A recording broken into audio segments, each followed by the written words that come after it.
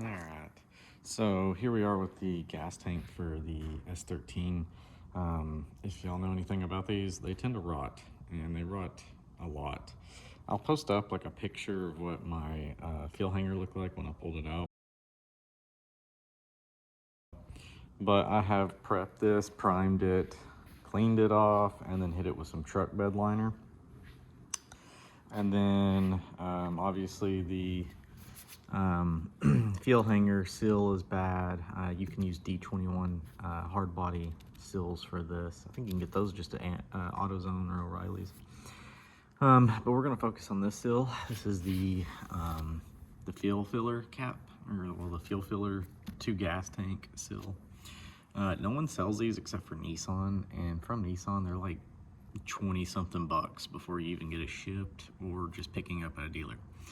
Workaround is called a dash 332 seal. I'll post up the size and dimensions in the comments, but you can buy a pack of these on Amazon for like, I think like $8, something like that. And these are Viton or FKM, so they are actually going to be better than the factory seal. These will resist like E85 or ethanol better. The factory seals, I believe, are MBR. They're just rubber, basically. So as you can see, our new Amazon seal fits right on there. We'll put the filler neck back on, and then we'll go from there.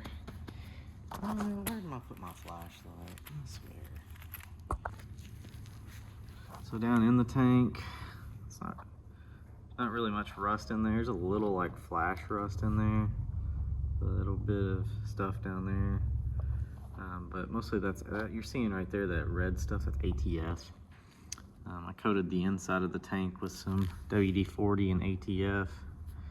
There's spots like there that I couldn't clean out too well, but really it's pretty clean compared to what it used to be. It used to be really rotted in there. All right, looking up under this girl here, I'm gonna replace these fuel lines. I'm gonna leave the vent, which is this long one right here with the like perforated looking sleeve on it. That's for the vent. But these other twos are for the feed and the return, and I'm gonna go ahead and just put new hose lines on those. That way I don't have to worry about them in the future. Eventually I will go cut this out and go like a fuel cell, but obviously I'm trying to stay on budget, so right now it's not going fuel cell. But yeah, that subframe, look at that. It's been down here for a while. Old Sparkle, and she is dusty. And the rear diff, that 370Z Nismo rear diff. All right, we have our old fuel line and our new fuel line. This is a Gates Barricade. It's a 5/16 inner diameter hose. This is some pretty good stuff right here. I believe this stuff's even like resilient to like ethanol. Pretty cheap. Amazon, you get like 20 feet of it for like 60 bucks.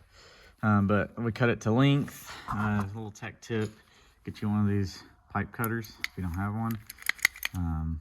These things come in handy when it comes to cutting fuel lines or big diameter gauge, or like small gauge, like 2 gauge or something, battery cable. This works really well.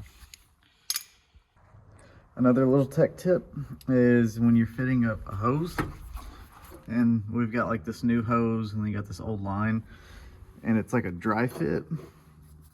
Instead of using any type of lubricant, usually that has like if it has a petroleum base in it, it can erode the rubber line. So use some window cleaner, and this will dry up underneath it and won't leave any type of streaking. I don't know why I said streaking, like I'm like I'm washing a window, but it usually won't leave any residue. And then once it's on, this is really hard to do one-handed. Once it's on, come on, go on there. There she goes. Now give her the old twist. She's going. But once it's fully on, it'll dry underneath, and then this will keep it from eroding the line. Just helps. This is how you fit a lot of things. Use a window cleaner Works flawlessly sometimes. But it's going. That barb is just a little bit of a pain. Alright, got my gas tank, a little tongue twister for some reason. Right here, I'm going to slide it using this blanket. And once we're able to kind of get it pushed up a little bit, I'll slide my transmission jack under it, and that'll make life 100,000% easier to do than to try to pick this up by hand by myself. So only thing we really have to situate is the filler neck. I have to get it kind of tucked up in the quarter panel. Other than that, it should be pretty easy. And while we're lifting it, I'll have to plug the vent tube up. Don't forget this gasket right here. You have to peel it over the sheet metal and get that on there to fully fit the tank. Then we're gonna go up and underneath here. God, it's a mess. And I've got the tank in.